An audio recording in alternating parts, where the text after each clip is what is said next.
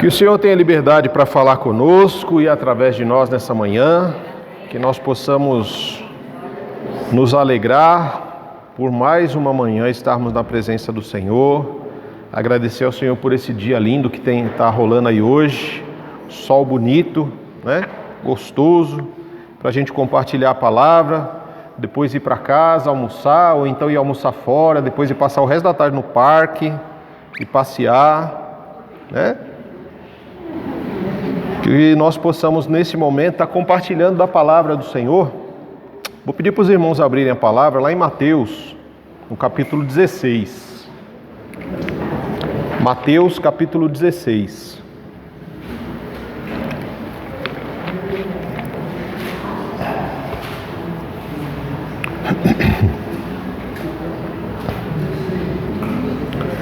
Mateus, capítulo 16.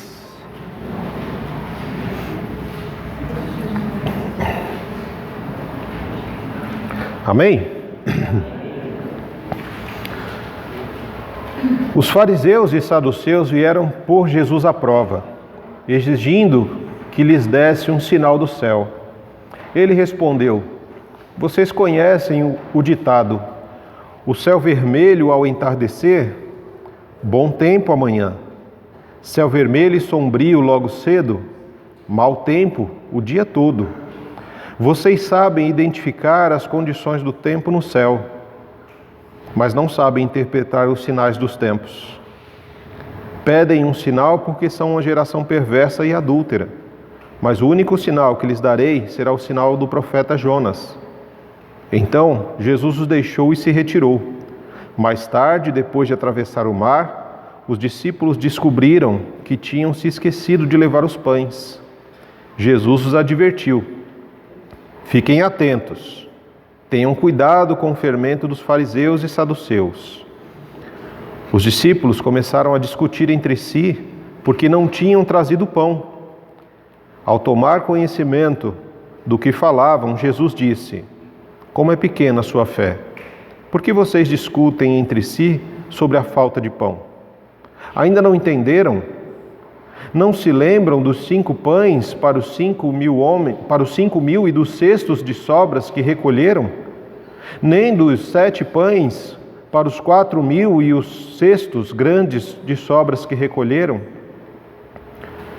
Como não conseguem entender que não estou falando de pão? Repito, tenham cuidado com o fermento dos fariseus e dos saduceus. E finalmente entenderam que ele não se referia ao fermento de pão, mas ao ensino dos fariseus e saduceus. Quando Jesus chegou à região de Cesareia de Filipe, perguntou aos discípulos: quem as pessoas dizem que o Filho do Homem é? E eles responderam: alguns dizem que o Senhor é João Batista, outros que é Elias, outros ainda que é Jeremias ou um dos profetas. E vocês? Perguntou ele: quem vocês dizem que eu sou?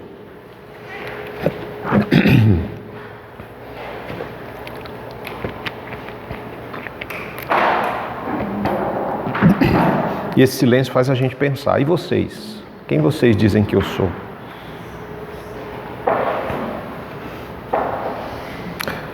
Vocês lembram quando vocês eram pequenos? E aí vocês tinham vários amiguinhos, né? Na escola. E aí, por exemplo, vocês tinham lá 3 amiguinhos, você e mais 2 amiguinhos. E aí eles 2 se desentendiam. E aí você acabava sendo conduzido a ficar do lado de um contra o outro, né? Nossa, fulano falou isso de mim, fez isso pra mim, não sei. Nossa, mas é verdade, nossa. Então aí já subia aquele negócio na gente, né? Que a gente ficava contra o outro, que também era amigo. Mas por uma discussão dos 2, a gente acabava tomando parte de um, né? E isso acontece nos relacionamentos.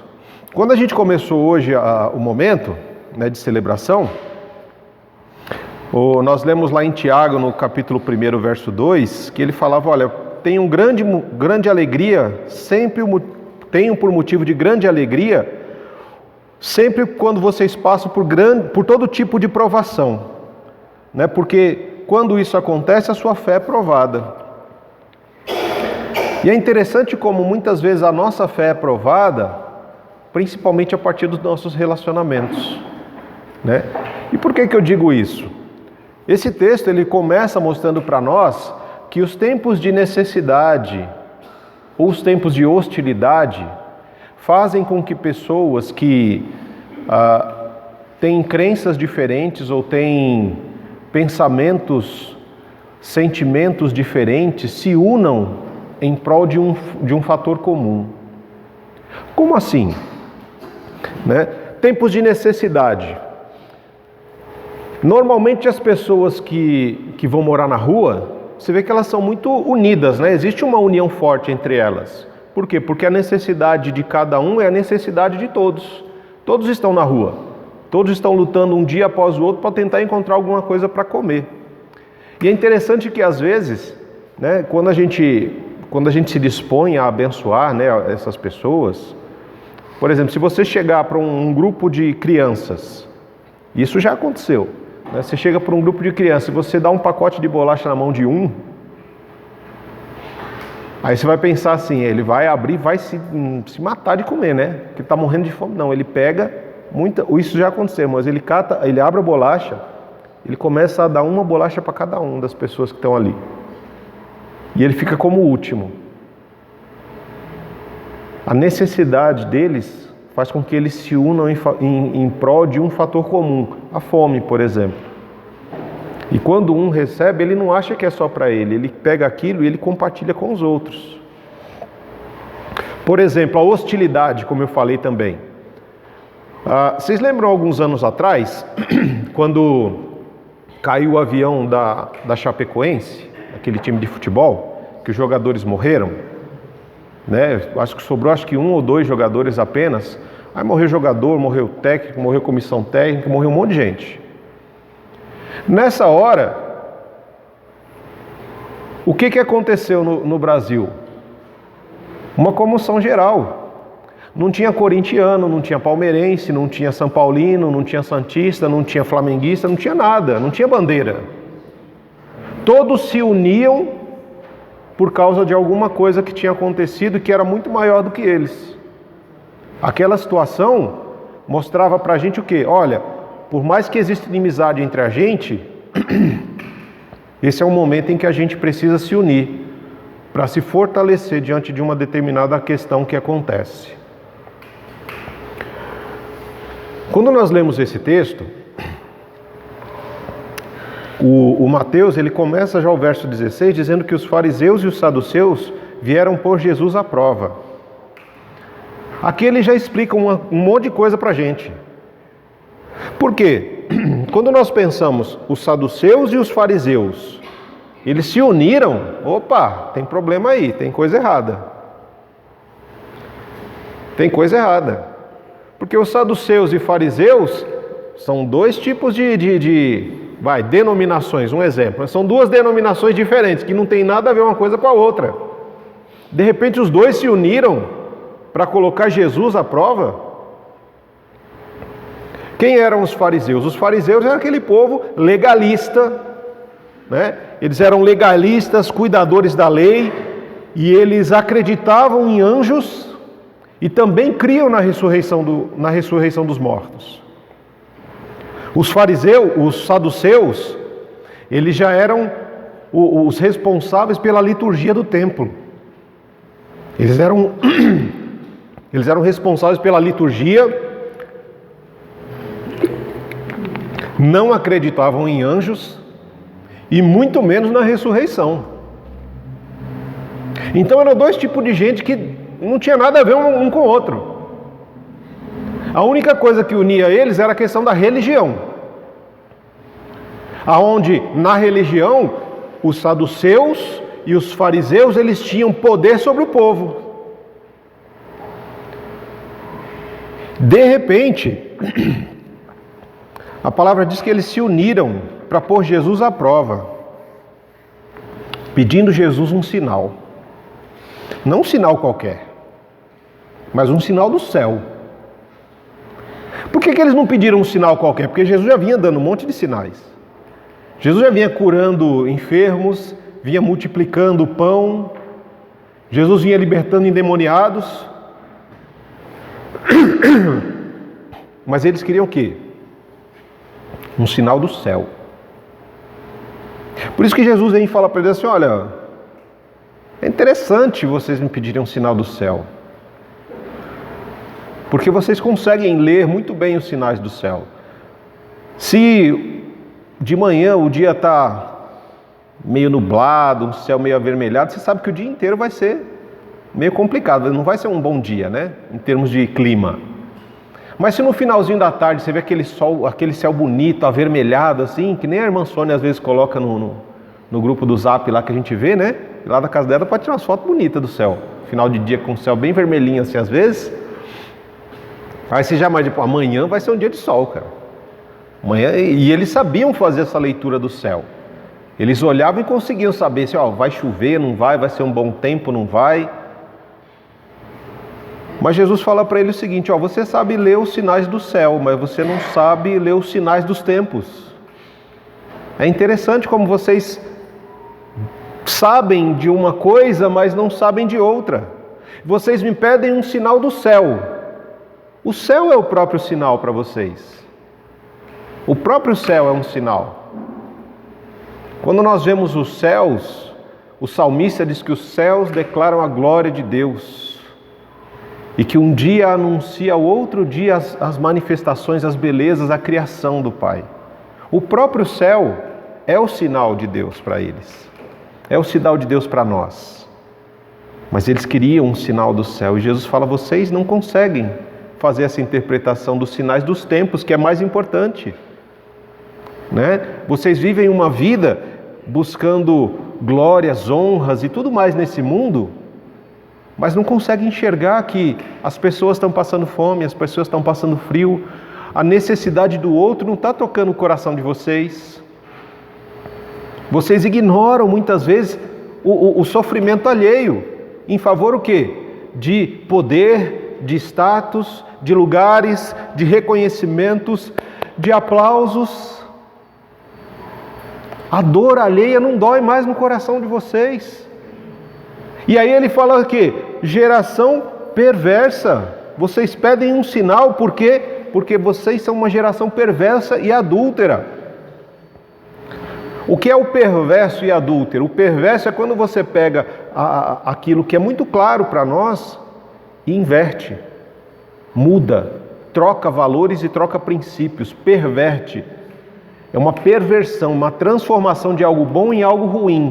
Por exemplo, Deus cria o sexo e o sexo é algo bom, mas o mundo caído perverte, torna o sexo uma perversão, uma vergonha. Isso é que é o seu perverso, é a mesma coisa. O céu é algo lindo, que Deus mostra para nós como um sinal da sua glória e da sua grandeza. E aí o que eles fazem? Eles pervertem o céu. O céu só serve para a gente saber se vai chover ou não, se vai fazer frio ou não. E esquecem que o céu tem uma manifestação da glória de Deus que é expressa a cada um de nós. E o adúltera, por quê? Porque eles não adoram a Deus como deveriam adorar. Por mais que eram religiosos, saduceus e fariseus, homens responsáveis pelo compartilhar da lei de Moisés e dos rituais da liturgia do templo, eles eram adúlteros porque eles serviam a eles mesmos. Eles serviam ao poder que dava status, eles serviam ao poder, a Roma, e eles se esqueciam dos lugares que eles foram colocados para se tornarem bênção na vida do povo. E eles viviam para eles mesmos. Por isso Jesus chama eles de geração perversa e adúltera, que pede um sinal do céu, sendo que o céu é o próprio sinal. E Jesus diz o que? Olha, vocês não vão ter outro sinal a não ser o sinal de Jonas. E aí se fala, sinal do Jonas? Qual que é o sinal do Jonas, pastor? Né? Vamos lá em Mateus, no capítulo 12, eu vou dizer para vocês, porque o Mateus ele explica direitinho. Mateus 12, Lá no verso 39,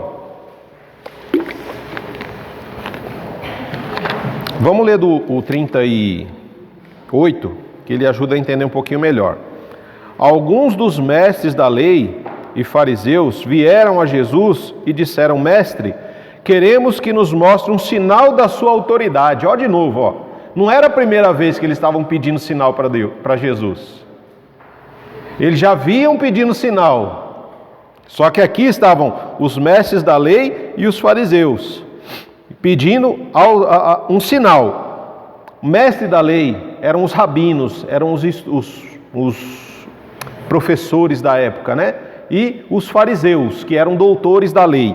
Estavam pedindo um sinal da autoridade de Jesus. Aí Jesus, no verso 39, diz: olha, vocês pedem um sinal porque são uma geração perversa e adúltera. Ó, Jesus, ele já vinha batendo lá atrás.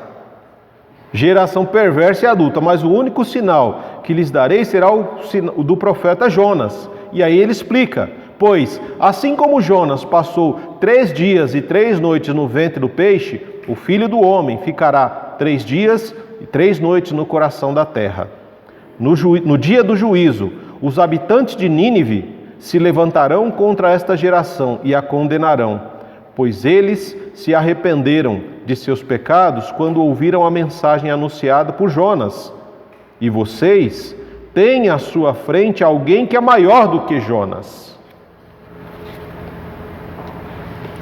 Jesus está dizendo que, olha, vocês já receberam, o sinal que eu vou dar a vocês é o sinal de Jonas. Ele foi engolido pelo grande peixe, ficou 3 dias e 3 noites ali na barriga do peixe, depois ele foi trazido à vida novamente, foi vomitado pelo peixe, né? Aí o que acontece? Jesus fala: olha, o Filho do Homem vai morrer, vai passar 3 dias no coração da terra, mas ele vai ressuscitar. E aonde é que mora o problema? O problema mora em que Jesus diz que os habitantes de Nínive, no dia do juízo, aqueles de Nínive que se arrependeram pela pregação de Jonas, eles vão condenar uma geração perversa e adúltera que não creu na ressurreição de Cristo. Porque para todo mundo Jonas estava morto, né? Foi comido pelo peixe, ficou 3 dias, 3 noites, sumiu e Jonas morreu, já era. Não, Jonas estava vivo. Jesus morreu, mas depois de 3 dias ele ressuscitou. E depois que Jonas voltou da barriga do peixe, Jonas foi e fez aquilo para o qual ele foi chamado. Foi anunciar a Nínive, e Nínive se arrependeu. Os habitantes de Nínive se arrependeram. Jesus, após a ressurreição, nem todo mundo se arrependeu. Uma grande parte das pessoas continuam sem arrependimento até hoje. Por quê? Porque não creram no sinal que foi dado. E aí é onde mora a conversa de Jesus depois com os discípulos. Porque Jesus, depois de dar essa lapada nos fariseus e nos saduceus, falou: ó, aquele abraço, né? Saiu com os discípulos. E ele saiu com os discípulos, atravessou o mar e tal, e os discípulos sabe quando você vai fazer a arrumação da casa, você vai e faz compra, tal, não sei o que, chega em casa, putz, esqueci de comprar tal coisa, né? A gente faz isso, não faz? Os discípulos chegaram no meio do caminho lá no barco com Jesus, entre eles olharam e falaram: nossa, ó, a túnica está aqui, não sei o que, tem uns cestos assim assado e tal. Nossa, esquecemos de trazer o pão, cara. Jesus tinha multiplicado o pão lá, sobrou um monte de cesto lá, a gente não trouxe nenhum dos cestos de pão. Agora a casa caiu, né? Nossa, mano, esquecemos do pão. E aí Jesus, ele vai trazer aquele fato que aconteceu com os fariseus e os saduceus para os discípulos. E aí ele diz: olha, fiquem atentos, tenham cuidado com o fermento dos saduceus e fariseus. Aí o pau canta lá no meio dos discípulos. Eles começam a discutir: oh, cadê? Mas você que estava com cesto de pão, por que você não trouxe? Não, eu deixei com o João. Não, mas o João não estava comigo não, eu deixei com o Pedro. O Pedro não, estava com o André, eu pedi para o André trazer. E aí começa aquela discussão no barco: cadê o pão? Porque Jesus falou do fermento, né? Dos fariseus, fermento é coisa de pão. caramba, meu. Jesus, não foi ele. Aí começa aquela acusação ali no barco, né? Cada um apontando para o outro, porque esqueceram do pão. Aí esses são aqueles momentos que Jesus, ele chega, né? Ele observa aquela muvuca, aquela balbúrdia, aquela discussão danada que está entre eles. E aí Jesus vem com eles e fala: como é pequena a fé de vocês, né? Como é pequena a fé de vocês? Por que vocês estão discutindo pela falta de pão? Será que vocês esqueceram que eu multipliquei 5 pães para 5.000 homens? Será que vocês esqueceram que eu multipliquei 7 pães para 4.000 homens? E que sobraram cestos tanto de uma quanto da outra multiplicação? Vocês não estão entendendo o que está acontecendo, gente? Como é que vocês não conseguem entender que eu não estou falando de pão? Quando eu estou falando de fermento, eu não estou falando de pão, eu estou falando de outra coisa. Isso é Jesus falando com os discípulos, né? É aquela que Jesus fala A e os discípulos entendem B. E aí Jesus chama a atenção: eu não estou falando de pão, eu estou falando de outra coisa. E aí Jesus vai e fala novamente: tenham cuidado com o fermento dos fariseus e dos saduceus. Ah, tá! Agora eu entendi. Verso 12. Jesus não está falando então de fermento de pão, mas ele está falando do ensino dos fariseus e dos saduceus. Agora sim eu entendi. E por que isso é importante? Porque depois, em seguida, o Senhor vai estar reunido com esses discípulos em um lugar particular entre eles. E aí Jesus vai falar assim: olha, quem é que as pessoas dizem que o Filho do Homem é? Aí eles vão dizer: olha, uns dizem que o Senhor é João Batista, outros que é Elias, outros que é Jeremias, outro que é um dos profetas. Tá, entendi. Mas e vocês? Quem é que vocês dizem que eu sou? Por que Jesus diz isso? Exatamente por causa dessas questões que nós estamos olhando desde o começo do verso 16. Porque à medida que nós nos relacionamos com as pessoas, nós ou influenciamos as pessoas ou somos influenciados por elas. Todos os dias, em todos os momentos, em todas as nossas relações. Ou nós estamos influenciando alguém ou estamos sendo influenciados. Constantemente isso acontece na nossa vida. E quando a gente olha para a resposta dos discípulos, quando Jesus está falando para eles tomarem cuidado com o fermento dos saduceus e fariseus, a gente vê que eles estavam com o ensino, com a doutrina dos saduceus e fariseus enraizada no coração deles ainda. Porque Jesus fala de ensino e eles estão entendendo que é de pão. Quando Jesus fala daquele fermento, ele está falando de um ensino, irmãos, que é aquela coisinha, aquela influência pequenininha que começa na vida de alguém e que vai crescendo. À medida que ela começa pequena, ela vai ganhando espaço e ela vai crescendo na vida da outra pessoa, né? Por exemplo, quando nós observamos lá na frente, quando Jesus está preso e o Pedro está no meio daquela galera lá, né, olhando e tal, e o pessoal fala assim: você estava com esse Galileu aí, não estava não? Eu não, estava não conheço não. Não, você fazia parte daquele grupinho lá de arruaceiro que estava com ele, né? Não, nunca vi, nem conheço ele. Não, você não estava não, e aí o galo canta, né? Por que as pessoas diziam que Pedro estava com Jesus e tinham certeza de que Pedro estava com Jesus? Porque ele falava como Jesus. Ele agia como Jesus. Ele tinha cheiro de Jesus. Não tinha como dizer que ele não estava com Jesus. Quando você fica perto de uma pessoa que fuma, você talvez não fume, mas se você ficar perto de alguém que fuma, você vai começar a ter aquele cheiro de cigarro impregnado na roupa. Por quê? Porque você passa muito tempo com alguém que faz aquilo. E a influência daquilo acaba impregnando em você. Se você passa muito tempo com alguém que é tolo, você vai se tornar um tolo. Se você passa muito tempo com alguém que vive a sua vida com discussões tolas, bestas, que não tem fundamento, mas só perca de tempo para arrumar confusão e conflito, você vai ficar igualzinho ele.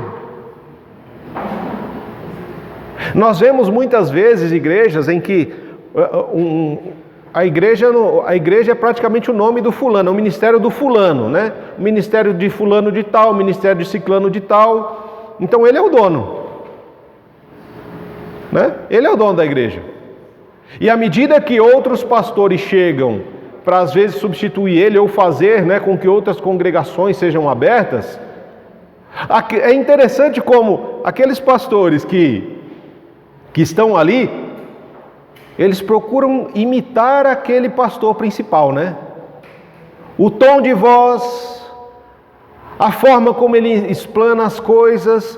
Aí às vezes você está de longe, você ouve, é fulano. Aí quando você fala, mas não é, rapaz, não é outro. Mas fala igualzinho. Tem os mesmos trejeitos, as mesmas manias. Por quê? Porque ele foi ensinado, ele conviveu muito com aquele homem e está fazendo o que aquele homem faz. Se ele faz coisas erradas, ele vai produzir pessoas que fazem coisas erradas.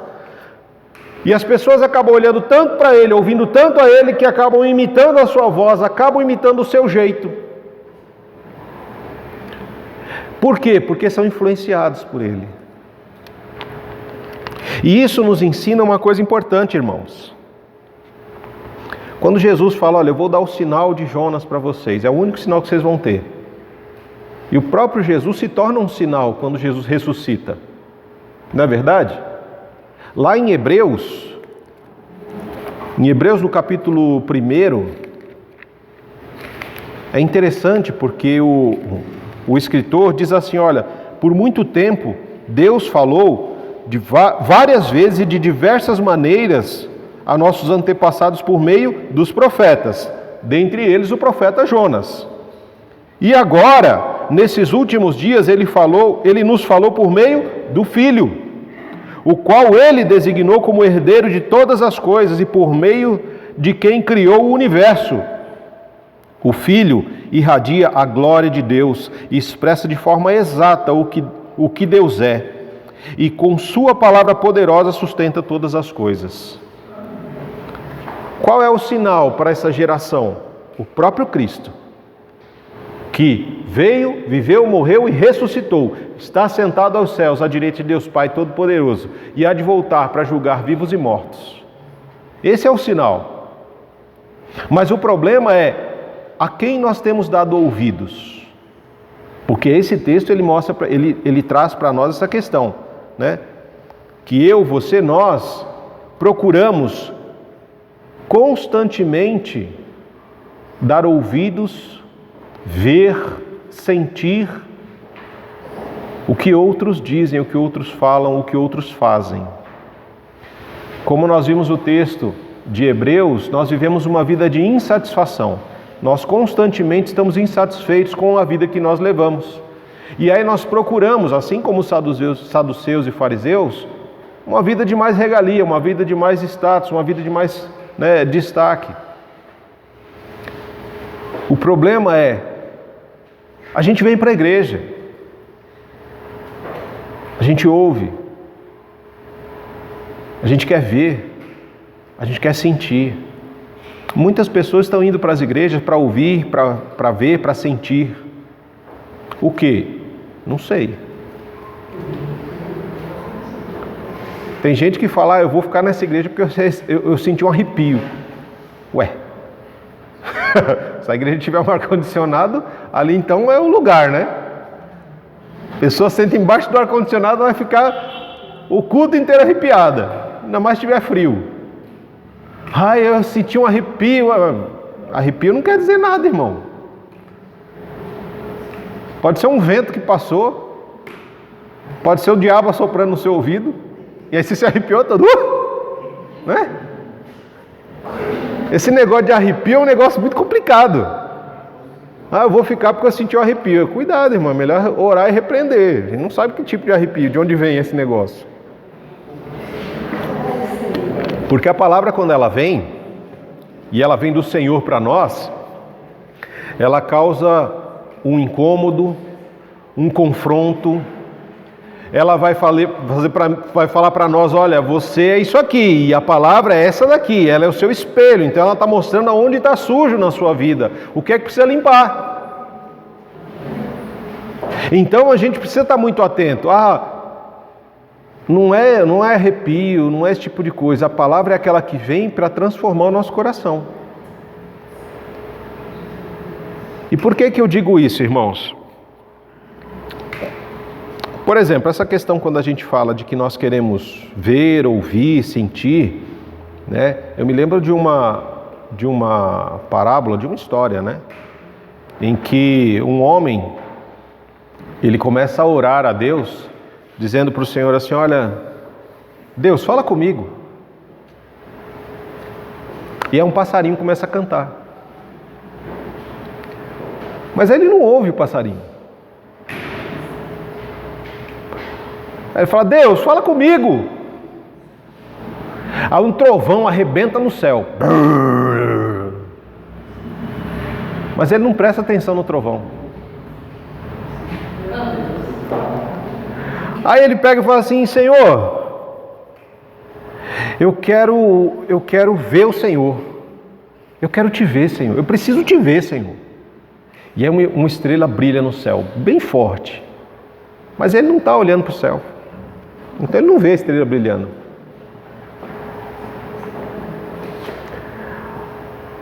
Aí ele fala, Senhor, eu preciso que o Senhor se mostre para mim, Senhor. Eu preciso ver o Senhor. Eu tenho que ver o Senhor, uma manifestação poderosa do Senhor de algum jeito. E aí uma criança nasce. Mas ele não dá atenção para a criança que nasceu.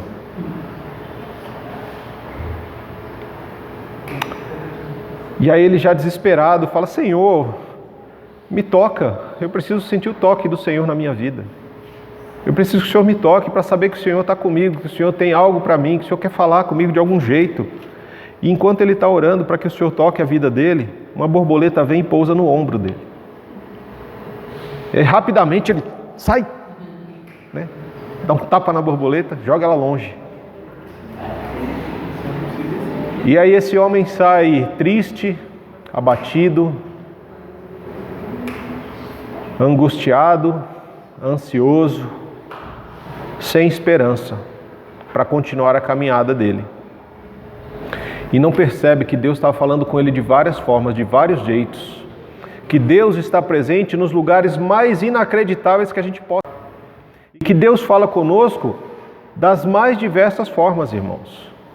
O problema é que muitas vezes nós não estamos dando ouvidos ao que Deus fala, nós não estamos vendo o que Deus faz, nós não estamos sentindo a presença de Deus ao nosso redor quando nós oramos, por exemplo. E por que isso acontece? Porque nós estamos dando ouvido a outras pessoas, nós estamos sendo influenciados por um mundo, por pessoas, por sistemas que cada vez mais nos afastam de Deus. E isso estava acontecendo com os discípulos. Sabe por quê? Por exemplo, quando você fala de reino de Deus para os fariseus, eles entendem que o reino de Deus é uma mudança de comportamento, é algo externo que acontece para que todos vejam.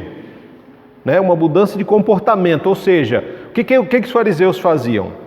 Oravam em voz alta para que todos ouvissem as orações deles e entendessem que eles eram grandes homens de Deus e que Deus falava com eles nos lugares altos. Eles subiam nos lugares de destaque para poder gritar as suas orações.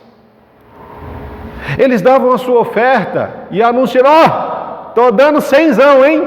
Ó, 100zão, estou depositando aqui. Tira uma selfie aqui que eu estou depositando.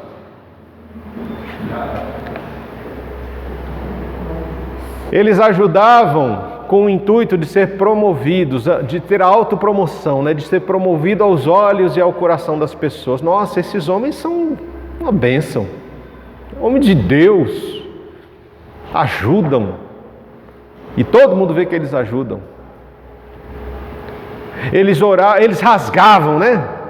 A questão de rasgar as vestes, em sinal ali de contrariedade. Não acredite! Rasgava as vestes e fazia aquele escândalo, né? Para eles isso era o reino de Deus. O reino de Deus para ele era orar com a cara no chão, assim, ó, deitado com a cara no chão, em sinal de humilhação. Isso era o reino de Deus. Para os saduceus, o reino de Deus era a influência política, era a influência religiosa, econômica, era ter poder, era ter status, era estar, né, na nata da sociedade ali. Isso era para os saduceus o reino de Deus. E o que os discípulos aprendiam é que era exatamente isso que era o reino de Deus. Sabe por que eles aprendiam isso? Porque eles não estavam vendo os sinais. Jesus já tinha... O que Jesus vem fazer? Ó, se você pegar Mateus 5 até o 7, até o final do capítulo 7, é o que Jesus ensina na teoria, o Sermão do Monte, né, que nós conhecemos. Jesus ali dá várias lições de uma vida consagrada, uma vida de santidade a Deus. A partir do capítulo 8, Jesus mostra isso na prática. Como é que a gente faz aquilo tudo que eu falei para vocês? Vem comigo que eu vou ensinar para vocês como é que faz isso. Como é que é o reino de Deus? Porque Jesus ensina para nós o que é o reino de Deus na teoria, depois Jesus vai mostrar na prática. E quando ele vai mostrar na prática o que é o reino de Deus, vai se revelando que os discípulos ainda não entenderam o que era o reino de Deus. Por quê? Jesus já tinha curado o leproso, já tinha curado o coxo, já tinha libertado o endemoniado, já tinha feito o surdo ouvir, o cego ver. Jesus já tinha multiplicado o pão 2 vezes. E quando ele fala do fermento dos fariseus, ele está falando do ensino errado dos fariseus sobre o reino de Deus, que ainda estava no coração dos discípulos. E tantos discípulos estavam sendo influenciados pelo ensino errado dos saduceus e fariseus, que Jesus fala de fermento, de ensino, eles estão pensando que é de pão. E eles brigam e se matam por causa do quê? Do ensino errado, que eles acham que é o pão. E aí Jesus fala, vocês não estão entendendo nada, gente. Essa fé de vocês é muito pequena. Imagina só, irmãos. Jesus multiplicou, na primeira multiplicação eram 5.000 homens. E quando ele fala 5.000 homens, ele não está contando mulher, não está contando criança, não está contando de repente animais que poderiam estar ali também. Ele contou 5.000 homens. E se eu contar aqui um exemplo, cada homem tem, sejamos puritanos, cada homem só tem uma mulher. Já são 10.000 pessoas. E se cada um tiver 2 filhos, que não era prática ter só 2 filhos, né? Mas digamos que cada um tenha 2 filhos, nós temos 20.000 pessoas. Jesus pegou 5 pães, com 2 peixinhos, foi lá, orou agradecendo, partiu, compartilhou, serviu a todos eles, e ainda sobraram cestos com pães e peixes cheios. Depois ele fez de novo. Agora você está num barco, 12 pessoas mais Jesus 13, e o pessoal quebrando o pau porque esqueceram de trazer pão. E Jesus não estava falando de pão. Jesus estava falando de algo muito mais profundo. Ele está falando de um ensino errado, que leva a uma vida errada. Quando nós deixamos que raízes de um ensino errado tomem conta do nosso coração, a gente vai viver uma vida errada e a gente não vai entender quando Deus fala, porque Deus vai falar sobre o fermento que é o ensino e a gente vai entender que o fermento que Ele está falando quer dizer de pão. Um vai achar que é pão, outro vai achar que é bolo, outro vai achar que é não sei o quê, cada um vai achar uma coisa. Por quê? Porque cada um está sendo influenciado por uma coisa. O ensino errado dos fariseus e saduceus, ele é produzido a partir de um orgulho que não reconhece o próprio Cristo, o próprio Filho de Deus, que estava entre eles. E você já parou para pensar? Imagina Deus, o próprio Deus, na pessoa do filho dele, na sua frente. E aí você fala para ele assim: me dá um sinal aí do céu para eu poder saber que você é, quem você diz que é. Sendo que ele já fez todos esses sinais. E o que fez com que eles se unissem, saduceus e fariseus? Esse ensino de Jesus sobre o reino de Deus. Por quê? Porque reino de Deus não é comida, não é bebida, irmãos. Romanos 14:17 diz isso. O reino de Deus não é comida e nem bebida, mas é paz, justiça e alegria no Espírito Santo. Eu preciso viver no Espírito Santo para desfrutar dessas coisas e ser instrumento para promover essas coisas. E como é que eu faço? Eu preciso ler as Escrituras, eu preciso orar a Deus, eu preciso ter uma vida de intimidade com o Senhor. Eu preciso ouvir. Não adianta eu ficar orando: Senhor, fala comigo, e Deus fala, eu não ouço. Por quê? Porque eu estou insensível, o meu coração está insensível ao Senhor.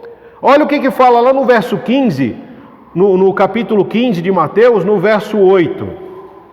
Por que a gente não ouve? Por que a gente não vê? Por que a gente não sente quando Deus fala conosco, quando Deus está presente, quando Deus manifesta um sinal, um milagre? Por que a gente não consegue fazer isso? Mateus 15, verso 8, este povo me honra com os lábios, mas o coração está longe de mim. A sua adoração é uma farsa, pois ensinam ideias humanas como se fossem mandamentos divinos.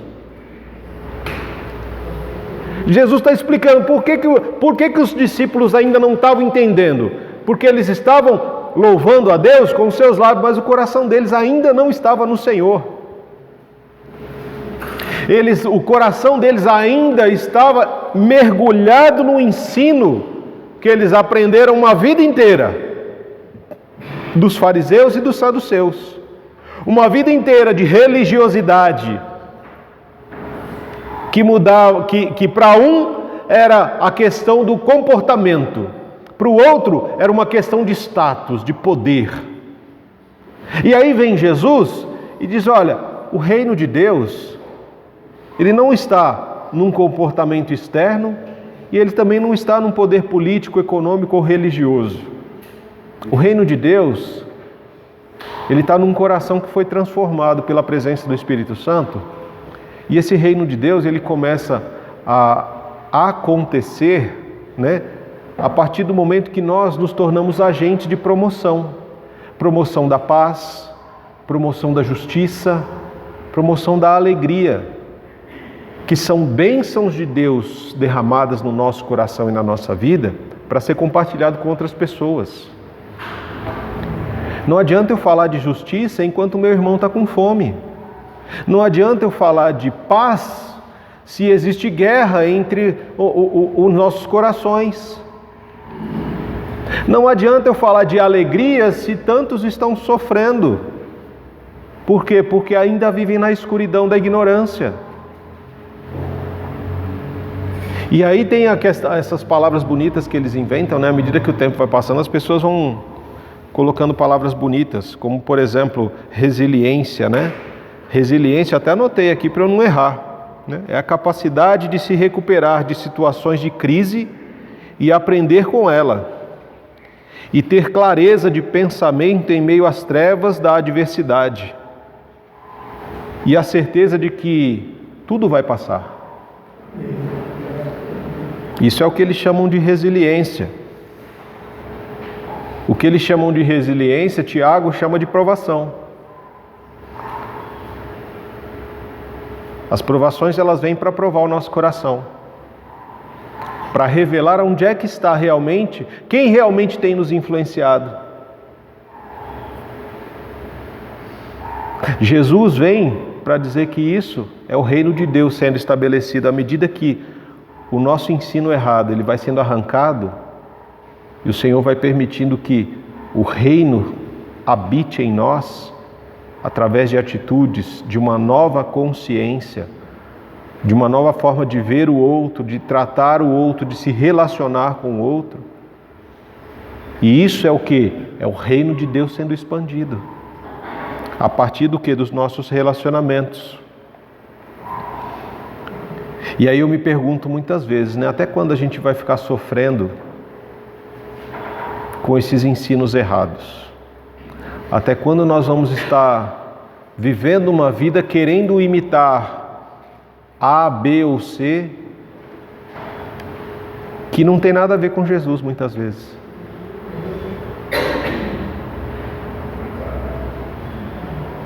Nós vivemos uma geração em que nós temos falta de exemplos, falta de modelos. O menino muitas vezes olha e não consegue olhar e enxergar no pai um modelo para ele.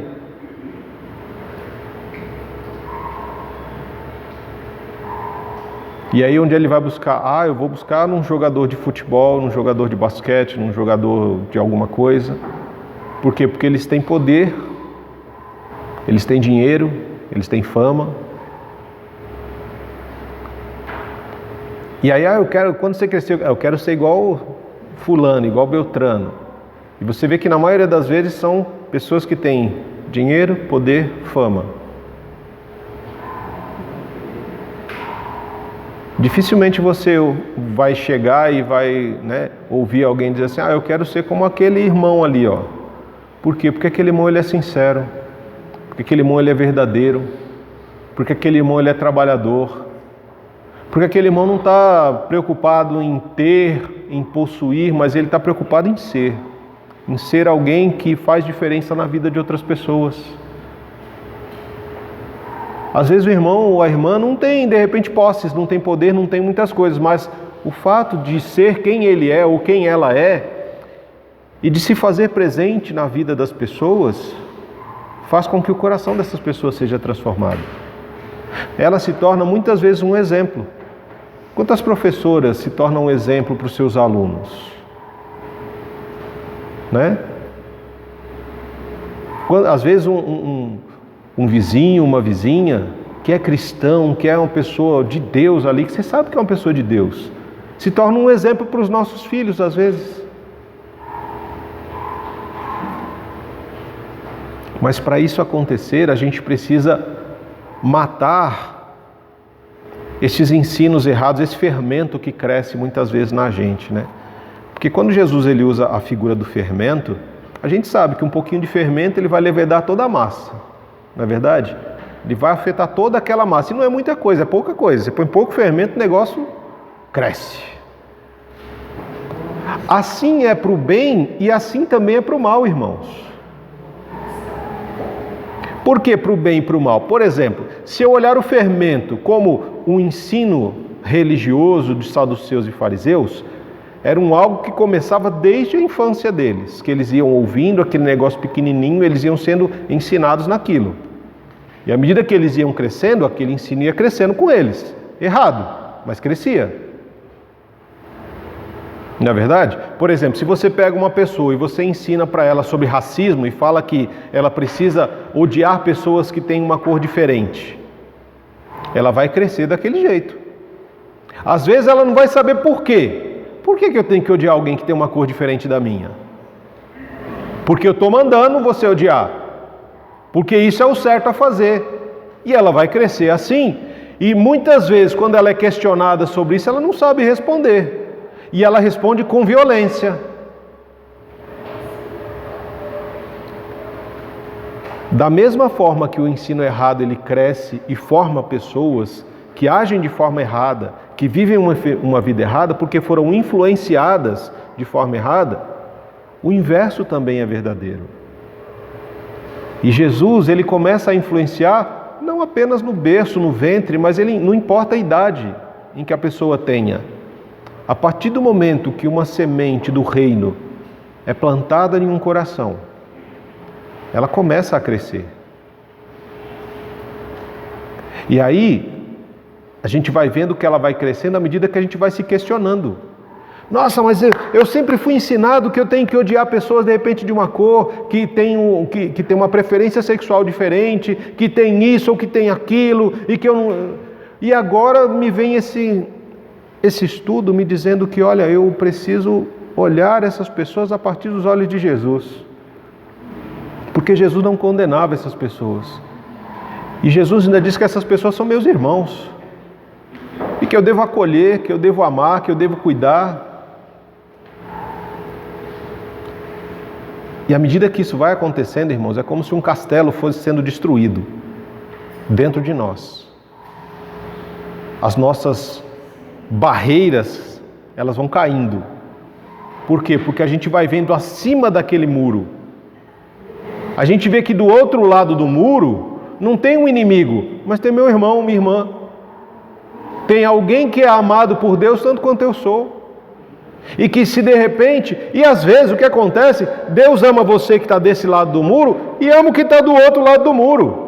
Mas eu não consigo entender por que nós não nos amamos. Por quê? Porque existe um muro que nos separa e eu não consigo olhar nos olhos do outro. E esse muro pode ser um monte de coisa, gente. Mas esse muro ele repousa pela influência e pelos ensinos errados. Porque à medida que nós somos ensinados de forma errada, nós vamos construindo barreiras que vão nos separando do irmão da denominação A, por quê? Porque ele entende uma coisa. Do irmão da denominação B, porque ele fala outra coisa. Do irmão da denominação C, porque isso ou porque aquilo. Ah, porque eu... né? E dentro, até dentro da própria igreja, né? A gente tem a questão das divisões, às vezes, de denominação, porque os outros pensam diferente da gente. Como se nós fôssemos os únicos que, né, somos todos, só nós somos os certos, só nós que temos. E não é assim. E aí dentro, mesmo dentro, assim como tinha nos discípulos, né, que eles discutiam quem vai ser o maior, quem não sei o que e tal, dentro das igrejas também tem problemas. Porque o pastor falou, eu não gostei, então, né, eu já começo a colocar as pedrinhas contra o pastor. Aí, porque o irmão falou tal coisa, o irmão não fez tal coisa. Então começa a colocar pedrinha contra o irmão também. E isso faz parte de relacionamento. Relacionamento, irmão, um dia a gente está bem, outro dia a gente está mal. Um dia a gente está dando glória a Deus, aleluia, e no outro não fala comigo, porque eu não estou bem, não tomei meu remédio hoje. Né? Aí o que vem toma uma patada, o outro que vem toma outra. Então a gente precisa saber conviver. Conviver com diferentes é uma arte. Nós precisamos viver e entender que somente no cristianismo, irmãos, pessoas que pensam de forma diferente, que têm status de vidas diferentes, ricos, pobres, né, moradores de rua com moradores de palácios, todos eles podem habitar no mesmo lugar. Porque aos olhos de Deus todos somos iguais, somos pessoas, seres humanos criados à imagem e semelhança de Deus. Deus não quer saber quanto tem na nossa conta bancária, Deus não quer saber que cor é a nossa pele, qual a preferência sexual ou religiosa que nós temos. Ele olha para nós como filhos e filhas amados. E chama todos nós a vivermos em paz, em comunhão, estabelecendo justiça e compartilhando o quê? Da alegria que o Senhor faz que cresça no nosso coração como um dos frutos do Espírito, porque a alegria é um dos frutos do Espírito. Mas tem muitos outros frutos que crescem em corações que permitem ser cuidados, tratados e que abrem espaço para que o próprio Deus fale e age em cada um de nós. E aí, quando o Senhor fala assim, o que as pessoas estão dizendo de mim? Porque eu já vi muita gente deixar Jesus porque os outros estão dizendo. Nossa, mas você é crente mesmo, hein? Como é que é? É beata, né? Você é beato, não sai da igreja. É tudo igreja. É não sei o quê. Não sai da igreja, vai para a igreja toda hora. Mas vai oração de novo, mas não orou ontem, tem que orar hoje outra vez. Mas não teve culto domingo passado, por que você tem que ir domingo de novo? Né? As pessoas não entendem o que é um relacionamento de vida, de amor, de entrega com Deus. E aí elas começam a questionar a nossa vida. E se eu me deixo ser influenciado por essas pessoas, logo eu paro. Ah, não é verdade, né? Eu já fui domingo passado, eu não preciso nesse domingo não. Eu já orei ontem, eu não preciso orar hoje de novo. Eu já li a Bíblia ontem, para que eu vou ler outra vez hoje? Ah, esse texto eu já conheço, para que eu vou ficar lendo ele outra vez? Tudo isso mora na influência, irmãos, na influência que outras pessoas têm sobre nós. E quando nós cedemos a essa influência, nós estamos dizendo que Jesus não tem nos influenciado, de que o Espírito não tem tido força suficiente para influenciar o nosso coração, para servir ao Senhor, para estar com o Senhor. Então, depois de dito tudo isso, né? Eu quero também lembrar para vocês que nós somos facilmente influenciáveis, principalmente se a gente gostar daquela pessoa, né? Antes de eu encerrar, eu preciso lembrar isso. Por exemplo, abre comigo lá em Mateus, no capítulo 27. Mateus 27.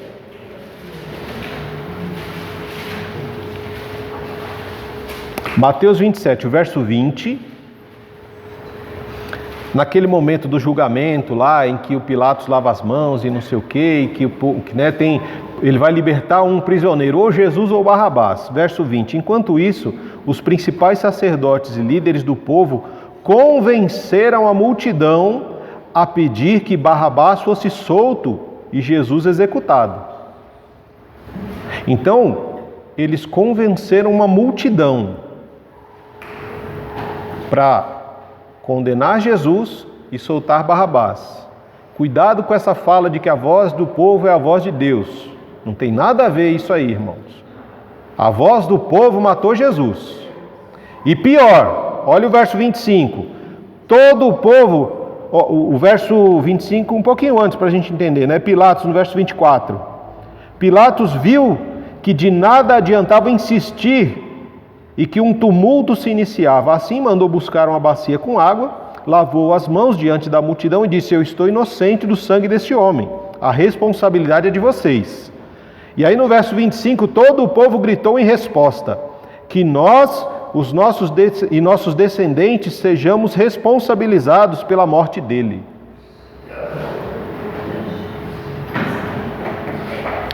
Essa é a resposta de pessoas que são influenciadas, não por Deus, mas por líderes religiosos, líderes políticos, né? A gente precisa estar muito atento, principalmente que a semana que vem nós temos eleições. Cuidado com o fermento dos políticos. Cuidado para não ser influenciado por questões erradas. E quando nós olhamos,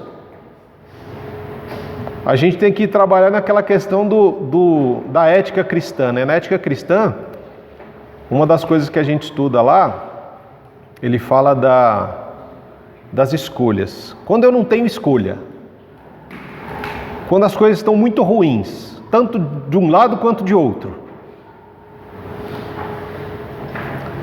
eu tenho que escolher o mal pior. Exatamente isso. O mal menor, desculpe. O mal menor. Os dois são maus. E diante de dois que são muito ruins, eu tenho que escolher o mal menor. Por que eu tenho que escolher o mal menor? Porque se eu lavar as mãos como Pilatos, eu já escolhi. Pilatos lavou as mãos, não tenho responsabilidade. Ele vai ser morto, mas não vou ser eu que vou matar. Alguém vai ganhar, alguém vai governar. Aí você fala, mas eu não votei em nenhum dos dois. É uma escolha que você tem. Mas não escolher também é uma escolha. Então a gente tem que tomar muito cuidado. Quem tem nos influenciado? Você já parou para pensar nisso? Eu quero que você leve essa pergunta para sua casa, que você reflita nela no decorrer da semana. Quem são as pessoas que têm influenciado a sua vida? Quem são as pessoas que têm, ou a pessoa, não sei, às vezes tem mais de uma pessoa que influencia a sua vida, né? Como eu falei, nós somos influenciados ou influenciamos todos os dias, em todas as nossas relações. Mas existem pessoas que a gente coloca num degrau acima na nossa vida e que nos influenciam. Sabe aquele negócio? Eu tenho uma dúvida, eu vou falar com esse fulano, porque eu entendo que ele é alguém que pode me orientar melhor. Eu confio na palavra dele ou dela. É uma pessoa que tem influência sobre a minha vida. Essa é a primeira pergunta. Quem são as pessoas que influenciam a sua vida? A segunda, que tipo de influência essa pessoa exerce na sua vida? Porque a gente viu que a influência ela pode ser boa ou pode ser ruim. O que é uma influência boa? Uma influência boa é alguém que te aproxima de Jesus. Essa é uma influência boa na sua vida. Por mais que a pessoa puxe a sua orelha, que você queira matar ela na hora que ela está puxando a sua orelha, porque, né? Mas essa é uma pessoa boa. Porque é essa pessoa que mostra que você está errado, que você está no caminho errado e te mostra o caminho certo. Ó, esse é o caminho. É a diferença do colega e do amigo, né? Colega todo mundo tem, amigo não. Porque o amigo é aquele que chega, quando está todo mundo batendo, parabéns, você é demais, cara, continua assim, hein? Beleza. Aí o amigo chega e fala assim, você sabe que você está fazendo tudo errado, né?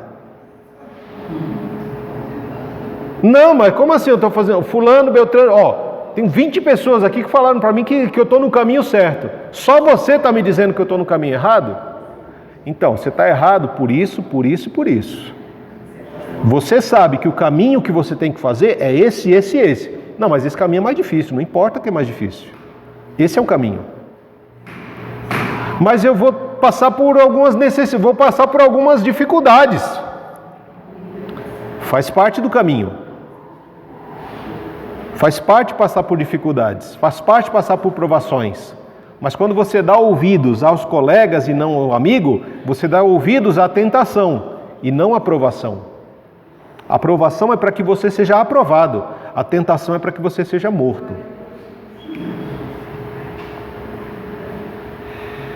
Quem são as pessoas que têm influenciado a sua vida? E como essa influência tem chegado na sua vida? Porque tem gente que é tóxica, pessoal, sabe? Sabe aquela pessoa que quando você fala com ela, você sai mal. E não é um mal porque ela te reorientou para o caminho certo, mas é um mal porque o simples fato de estar com aquela pessoa é uma pessoa negativa, é uma pessoa que sempre vê o lado ruim das coisas, é uma pessoa que sempre que fala, parece que coloca um peso nas suas costas, assim, toma aí, E aí você sai, você passa dias ruim. E toda vez que você se encontra com a pessoa, você volta ruim.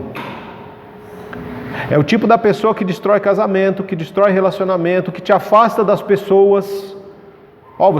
Se eu fosse você, eu não andava com fulano não, porque não sei o quê. Não andava com ciclano também não. Se eu fosse você, eu não ia para a igreja todo domingo não, porque o sol está bonito, o dia está bonito, então você tem que aproveitar outras coisas. Se você não orar hoje, não, vamos para um happy hour aí, na empresa, tal, tem muita coisa legal para a gente fazer e tal. Cuidado com essas influências, cuidado. Pessoal de faculdade, de universidade, os universitários aí, cuidado com as influências dos universitários que acham que a gente não tem limite, não precisa estabelecer limites na nossa vida, que pode beber, pode fazer sexo, pode namorar com quem quiser, transar a hora que quiser. Cuidado com esse tipo de discurso. Lembre-se das suas influências. Lembre dos seus pais, lembre do seu pastor, lembre da palavra do Senhor, lembre de Jesus. Lembra que Jesus está com você, aonde você for. Será que Jesus iria fazer o que você está pensando em fazer? Será que Jesus iria frequentar os lugares que você tem frequentado? Pensa sempre nisso, quais são as influências que estão conduzindo a sua vida e o que elas têm feito da sua vida. Boas influências são aquelas que nos aproximam de Jesus. Influências ruins são aquelas que nos afastam dele. Boas influências são aquelas que nos ajudam a construir um caráter com princípios e valores cristãos. Más influências são aquelas que estão preocupadas só com herança, com valores, com poder, com status.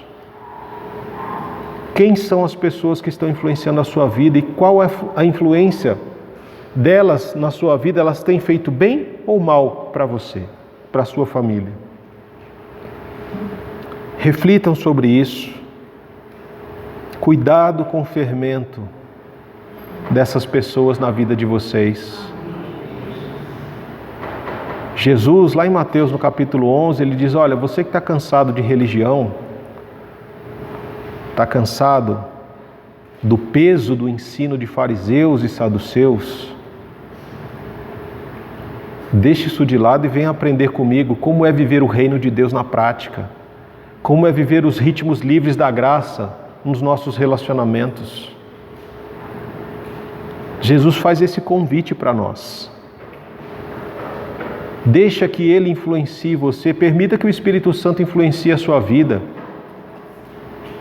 E dessa forma você vai estabelecer um relacionamento de vida, de liberdade com o próprio Cristo. E entender que Ele se manifesta, irmãos, Ele fala conosco, Ele nos toca, Ele se revela a nós de diversas formas. E nós precisamos estar sensíveis à manifestação desse Deus, ao toque do Senhor nas nossas vidas. E para isso acontecer, a gente precisa negar a nós mesmos, irmãos. Nós precisamos fazer essa análise, entender quem são, qual é a influência das pessoas e do mundo na minha vida, né? Lembra quando o pessoal saiu do Egito para a Terra Prometida? Eles não puderam entrar na Terra Prometida porque o coração deles estava influenciado demais pelo Egito. E eles não queriam abrir mão da influência do Egito no coração deles para que Deus pudesse habitar em seus corações. Por isso eles morreram no Egito. Quem entrou na Terra Prometida foram aqueles que nasceram no deserto. Nós precisamos nascer no deserto, irmãos. Porque no deserto não tem quem me influencie. Os erros são meus, a culpa é minha. E sou eu e Deus, e eu preciso reconhecer isso diante do Senhor. Amém, amados? Vamos orar? Pedir para Deus guardar o nosso coração de influências ruins. Pedir que Ele nos ajude a fazer boas escolhas na nossa vida, para a nossa nação. Lembro que sábado que vem nós temos as 12 horas de oração, irmãos. Então aproveite essa oportunidade para nós estarmos juntos aqui, num período de 12 horas de oração, orando pelas nossas famílias, orando pelo nosso país, orando pelos governantes que serão escolhidos, orando pelos nossos corações principalmente, para que não sejamos influenciados pelo plano político de A ou de B, porque quando nós somos influenciados por um plano político, nós abrimos mão do plano celestial. O plano de vida e liberdade que Deus tem para nós. Esse é o plano principal. Esse é o plano que deve habitar nos nossos corações. E é nesse plano que nós devemos repousar a nossa paz, a nossa tranquilidade, os nossos sonhos, a nossa esperança.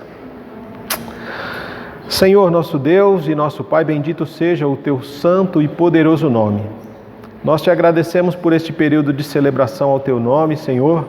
Te agradecemos pela Tua palavra ministrada, por abrir o nosso entendimento, nossos olhos, os nossos ouvidos e principalmente o nosso coração, para compreender que nós somos influenciados ou nós influenciamos pessoas. Será que nós somos boas influências para as pessoas que nos conhecem? Será que nós estamos sendo influenciados de forma positiva pelas pessoas ou de forma negativa? Nos ajuda, Senhor, a enxergar quem são as pessoas que nos influenciam e qual é o tipo de influência que elas exercem sobre nós.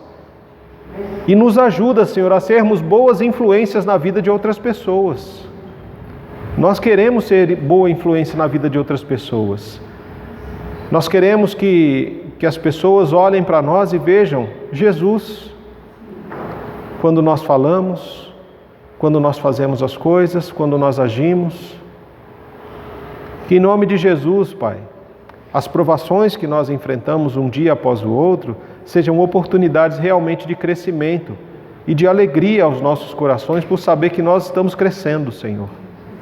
À medida que nós somos provados, a perseverança cresce e nos torna cristãos maduros, cristãos que não são levados por qualquer ensino errado, por qualquer vento de doutrina, por qualquer arrepio, Senhor, que aconteça na igreja.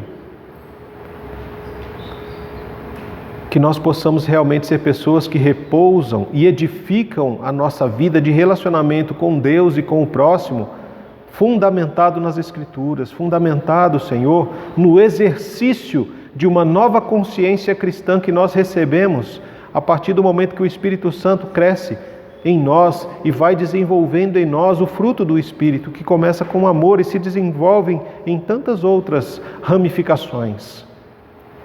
Nos ajuda, Senhor, no decorrer dessa semana, a sermos boas influências na vida de pessoas, a cortarmos influências ruins das nossas vidas e a zelarmos e cuidarmos, Senhor, daqueles que são boas influências para nós, que nós possamos ligar e agradecer essas pessoas. Ligar e falar, olha, eu estou ligando para você para te agradecer, porque você é uma boa influência na minha vida. É por sua causa que eu ainda estou no caminho do Senhor. É porque por aquele relacionamento que você tem com Deus e que me inspira a buscar a Deus, que eu continuo firme nos caminhos do Senhor. E nos ajuda, Senhor, a fazer isso com outras pessoas, a sermos essa pessoa que vai inspirar outros ao teu caminho, a sermos essa pessoa que vai acolher, que vai ser verdadeira, que vai falar, Senhor, da tua palavra a essas pessoas. Ah, Senhor, que o teu amor, que a graça de Jesus Cristo, que a comunhão e as consolações do Espírito Santo estejam em exercício nas nossas vidas, para que nós possamos exercitar na vida de outras pessoas também. Assim nós oramos ao Senhor em nome de Jesus. Amém. Amém, irmãos. Que Deus abençoe vocês. Vão e sejam boas influências na vida de outras pessoas, para a glória do nome de Jesus.